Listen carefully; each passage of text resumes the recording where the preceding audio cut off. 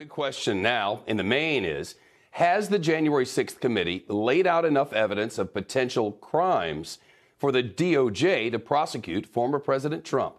A committee member who led last night's bombshell public hearing seems to think so. The Department of Justice doesn't need to wait on us to do something. I sure as hell hope that Merrick Garland has an open criminal investigation into Donald Trump. I mean, with what we've laid out there, with all of the information that is publicly available, no one needs to wait for some formality from our committee to have that ball in motion. Well, last night we heard how President Trump sat in the dining room in the White House for hours, watching the insurrection unfold on TV, watching the violent mob of his own supporters attack the U.S. Capitol. But witnesses testified he refused to call them off or do anything to stop them, even as everybody else in the White House seemed to be begging him to intervene. We heard how Mr. Trump did not make one single call to bring in the National Guard or any law enforcement. Hey, the Commander-in-Chief, you got an assault going on the Capitol of the United States of America. And there's nothing. No call, nothing, zero. The committee detailed how much danger Vice President Pence and his security team were in as the mob closed in, calling for him to be hanged. We heard chilling radio transmissions and testimony about Mr. Pence's Secret Service agents calling their families to say goodbye.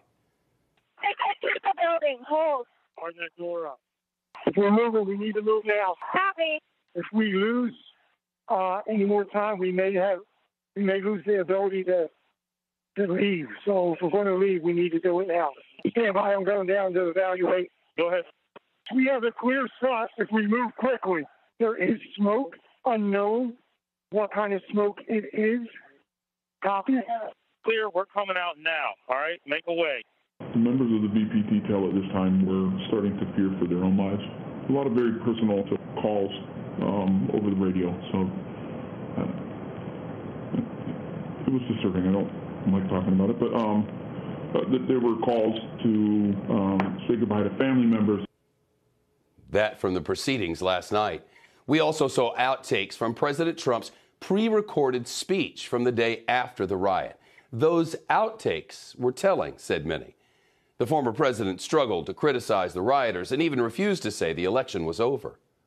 To those who broke the law, you will pay. You do not represent our movement. You do not represent our country. And if you broke the law, you can't say that. I'm not going. I already said you will pay. This election is now over. Congress has certified the results. I don't want to say the election's over. I just want to say Congress has certified the results without saying the election's over, okay? Last night was just the season finale. We learned another season's coming. The committee vowed even more hearings in September as more witnesses come forward and new evidence continues to emerge. CNBC senior congressional correspondent Ilan Moy is live with us now. Ilan. Well, Shep, stay tuned. The committee is still trying to figure out what happened inside President Trump's motorcade after his rally on January 6th.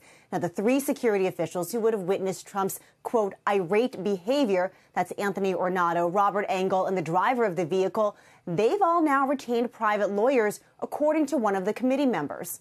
Representative Louie Lofgren told reporters that while those officials said they would testify under oath, they have not done so yet.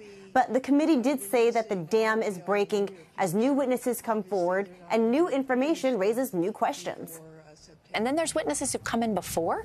And knowing what we know now, I think we probably need to go back and call some of those people again because we have a better understanding of the circumstances so that we can go back and ask, some more pointed questions. On his social media platform, Trump is keeping up a steady drumbeat of false claims that the election was stolen, and he attacked the witnesses, the committee, and so-called disloyal Republicans. Yet new polling data suggests that the hearings could be swaying public opinion. A Reuters Ipsos survey shows 40% of Republicans now believe that Trump is at least partly to blame for January 6th, up from 33% 6 weeks ago. Still, some conservative voters in key swing states are not convinced. I don't think he did anything. I think the people uprised and couldn't take it no more. I don't think Trump did anything wrong. Shep, if Trump announces another run at the White House this fall, that could throw a curveball into the committee's plans for more hearings in September. Ilan Moy, thanks very much. Shepard Smith here. Thanks for watching CNBC on YouTube.